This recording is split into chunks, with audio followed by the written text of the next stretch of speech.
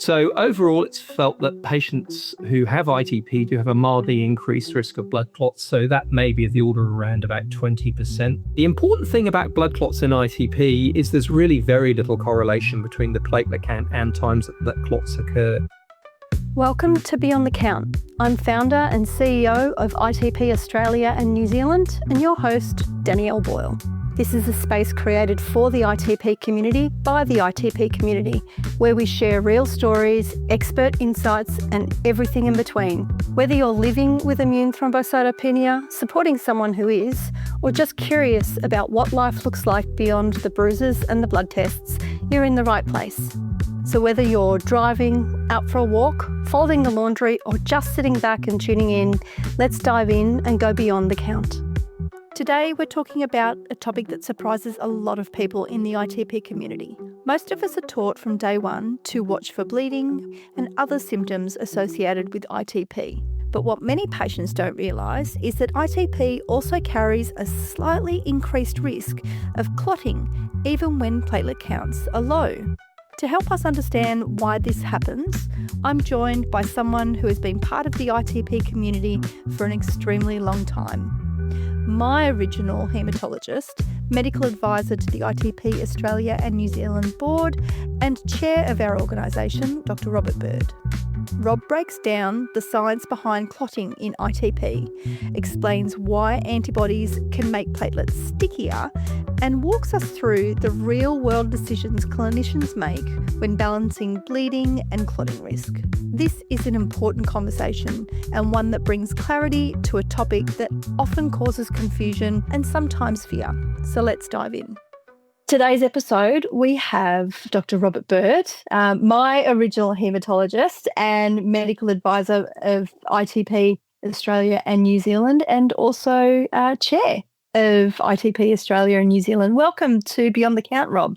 Thanks very much, Danielle, and welcome to any listeners from Australia, New Zealand and beyond who may be tuning into this podcast at some time in the future. Wonderful. So today we're going to be talking about blood clots and ITP. So this topic comes up quite a lot. It's probably one of the most frequently asked questions we get asked about by patients and by the patient community. So most people think, ITP as a blood clotting disorder where the blood doesn't clot properly. So why does ITP patients have a concern with clotting? Yeah, look, I think, Danielle, most patients aren't too worried about clotting. Obviously, the focus tends to be on the platelet count and the bleeding risk, and I think that's true for people with the disease as well as their treating doctors. But interestingly, as well as the bleeding risk, which is, not absolutely related to a low platelet count, but, low platelet count, increasing age are the risk factors for bleeding. But there's also a mildly increased risk of blood clots in ITP as well. So the problem we have with ITP, unlike some other diseases like heart disease or, general population, is we don't have huge amounts of data. As you know, ITP is a fairly rare condition and clots in ITP are rare in ITP, so even rarer. So we don't have a huge amount of data. There's been a bit of conflicting evidence from some retrospective studies. So what retrospective studies are is looking at patient populations with ITP over a period of years, looking backwards rather than looking forwards. So overall, it's felt that patients who have ITP do have a mildly increased risk of blood clots. So that may be of the order of around about 20% overall. Mm-hmm. What we don't know is whether that applies to absolutely everyone with ITP, or because, as we know, ITP is a very variable disease, whether there's some people that simply have no increased risk, and there are others that have quite a significantly increased risk, and that pulls this sort of whole population up a bit. So overall, we believe there's an increased risk of the order of about 20%, although there was an Italian study published looking at primary ITP that actually showed there was no increased risk. Now, of course, primary ITP isn't all ITP. Primary ITP is ITP occurring as a disease by itself. And secondary ITP is ITP which occurs with other sort of diseases in the background, like other autoimmune diseases or various other conditions. So, the evidence is not absolutely conclusive, but overall, we think there is a mildly increased risk. and particularly in secondary ITP, where, as I said, autoimmune diseases or conditions like CLL may be in the background.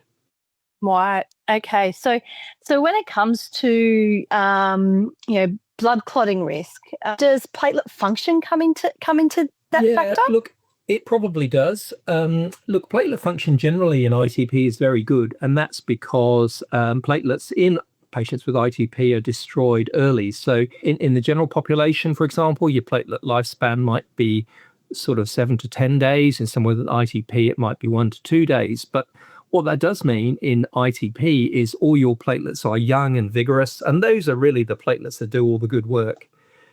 In someone like myself who doesn't have ITP, I've probably got a normal platelet count. I haven't checked it recently. But, there's going to be a good number of the platelets, say, in my 250, for example, that are, towards the end of their lifespan that aren't really going to contribute much to what platelets do, which is stop you bleeding when you cut yourself. But, we do know in ITP, the platelets are bigger and very good at doing what they do. So, for example, someone who's got a platelet count of, 10, for example, who's being treated for leukemia or has aplastic anemia, will have a much higher bleeding risk than someone with a platelet count overall, if the cause is ITP. So platelets and ITP do work reasonably well, and it's thought that the reason that people with ITP have an increased risk of clots is because the antibodies that cause ITP lead to the destruction of the platelets and the decreased production of platelets in megakaryocytes. It's thought that those antibodies may activate platelets, make them more sticky and more prone to causing clots. Mm-hmm. And that makes complete sense. So if somebody was thought that they possibly had a blood clot, what are some of the signs and what are some of the symptoms that they should be looking out for? Yeah, well, I guess we have to break it down into two sides. There's the venous clots and the arterial clots, and they present in quite different ways. Mm-hmm. So venous clots are clots that occur in, as the name suggests, in the veins, which is where the sort of slow flowing sort of blood goes back to the heart, versus arterial clots, which are the high pressure vessels which take oxygenated blood out to the tissues. So in venous clots, the most common place for blood clots is in the lower limbs. Mm-hmm. And typically people with a lower limb blood clot, which is often called a DVT or deep vein thrombosis, they will often, feel soreness, sort of heat, notice redness, particularly in the calf. It'll almost be like you pulled a muscle in your calf or something like that, but you haven't, commonly haven't done anything that would have led to that sort of muscle strain. So, and that particularly people need to be alert to this sort of symptom if they've been on a long haul flight, for example, or if they've been unwell and laid up in bed and not as mobile as active, if they've been dehydrated, things like that. So, pain, redness and swelling of your leg would be the sort of symptoms that you'd really want to get checked out. You want to go and see your GP or your specialist and get a scan done, really to make sure that those symptoms were really worked up to see whether or not they were due to a blood clot. Okay. On the arterial side, it's more like strokes, heart disease, and cutting off the blood supply to an arm and a leg. And that's much more of a sort of, immediate sort of symptom that people are likely to be more worried about. So, for example, with strokes, as I'm sure most people will be aware, you can lose function of a limb, you can lose vision. Often on one side of the body, you can get weird sort of sensory feelings, typically on one side of the body. You can also have a mini stroke or a transient ischemic attack, or a TIA, which is a very brief period of sort of those sorts of symptoms that typically completely resolve within 24 hours. And that can be the sign of a stroke that has, if you like, self-aborted, but is indicative of the risk of further stroke. So again, that needs to be checked out. Any kind of central crushing chest pain that sort of radiates to your arm or your jaw, that could indicate disease in your coronary arteries, which are the vessels around your heart.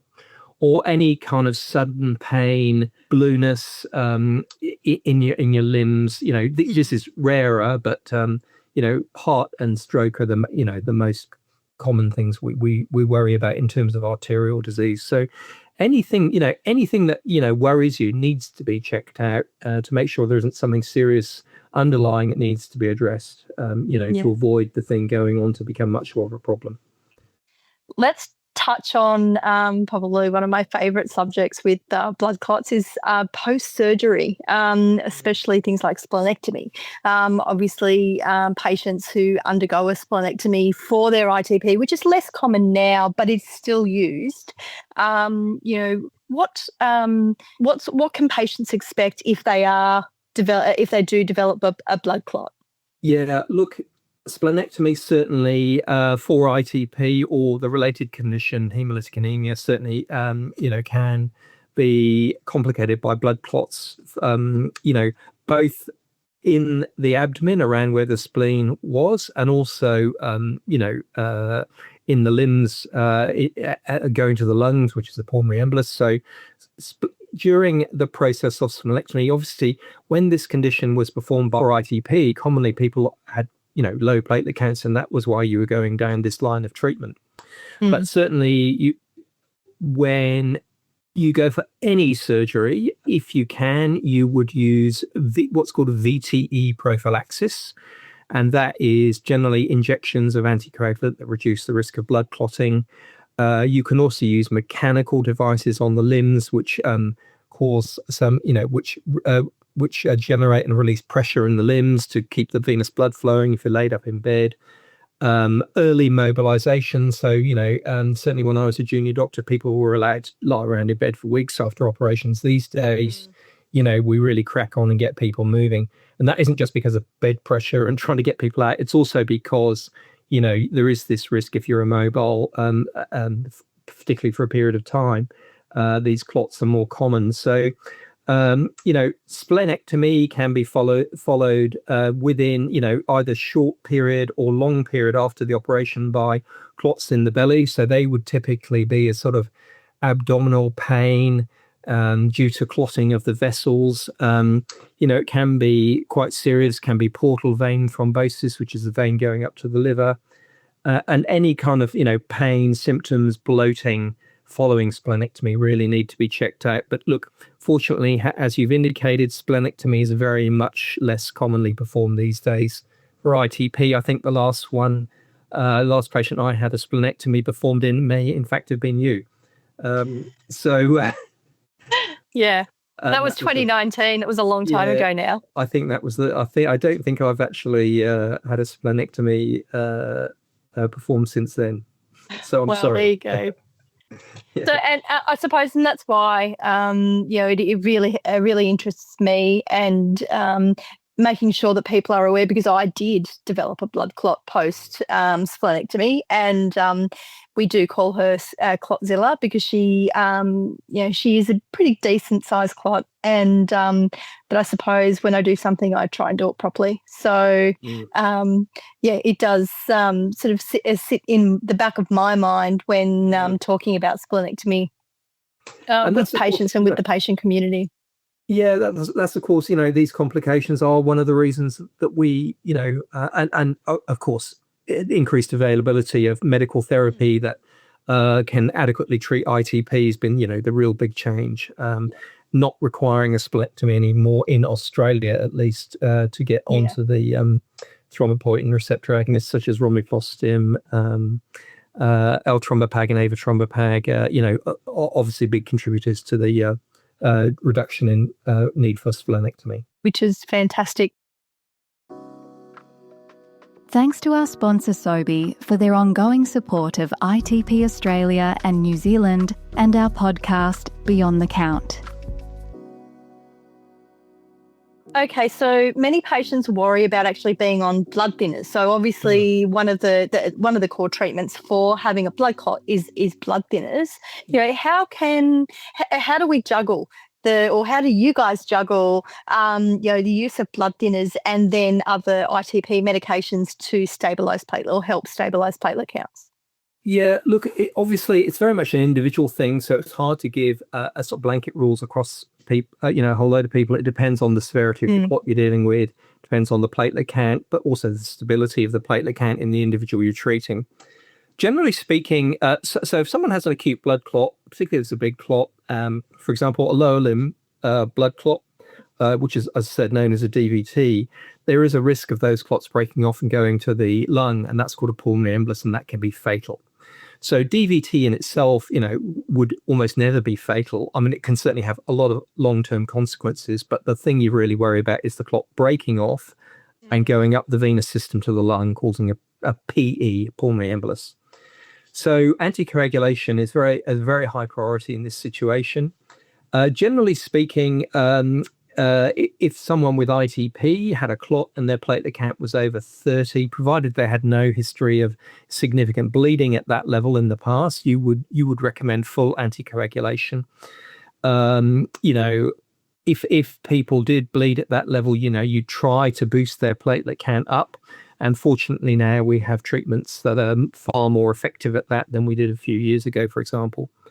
But you do sometimes have this sort of situation that seems like paradoxical, where you're trying to boost the platelet count higher to give an anticoagulant to thin the blood, and it seems almost counterintuitive. But you try to boost the platelet count generally to a level of above 50 to safely anticoagulate. And the important thing about blood clots in ITP is there's really very little correlation between the platelet count and times that clots occur. So it used to be believed, and when we were first doing the trials, for example, with romigtostatin and altrombopag, there's a great deal of concern when the platelet count went above 200 that, we'd stop treatment for the platelet count to come down. Because it was thought that a higher platelet count might be a risk for clots, whereas in fact that didn't seem to be the case at all. And when you looked at when clots occurred in those patients, although they weren't common, they occurred at any platelet count. So you touched on there the TPOs. So obviously the thrombopoietin receptor agonists, the TPORAs, have transformed ITP care in the last decade or so. How did they fit into the clotting conversation? Yeah, look, undoubtedly, thrombopoietin receptor agonists do mildly increase the risk of blood clots, undoubtedly. Having said that, the vast majority of patients with ITP on thrombopoietin receptor agonists will not experience a blood clot.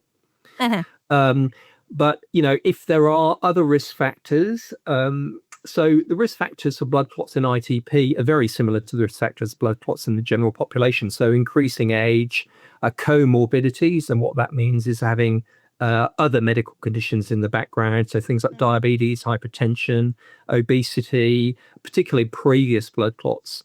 So if you have someone with ITP who's got a list of sort of other risk factors for clots, you might recommend something other than a thrombopoietin receptor agonist to boost the platelet count. On the other hand, if someone is already on blood thinning medication, the most common things now for blood thinning medication are the drugs called the direct oral anticoagulants, or DOACs, which are rivaroxaban and apixaban, are the two most common ones used in Australia. So what we do know is combination of a blood thinning medication and a TPORA is a very safe combination. If you are on an anticoagulant TPORA, it certainly seems to offset any risk of clotting. And, most hematologists would be perfectly happy, managing patients on a combination of those drugs if they had prior blood clots. And I've certainly got a number of patients in this situation who seem to have, reasonably safe sort of, not reasonably, very safe anticoagulation. You do worry more in people who have ITP, who have a highly variable platelet count, that if their platelet count really drops down very low, they may be increased risk of bleeding. And in that situation, you might try something to try and sort of smooth out the platelet count. That's kind of almost a different podcast to be made on smoothing out sort of highly variable platelet counts. But certainly there are things we can do to try to, stabilize a generally safe but highly variable platelet count. Yeah. Okay. What's your advice for patients who are worried about blood clotting? Yep.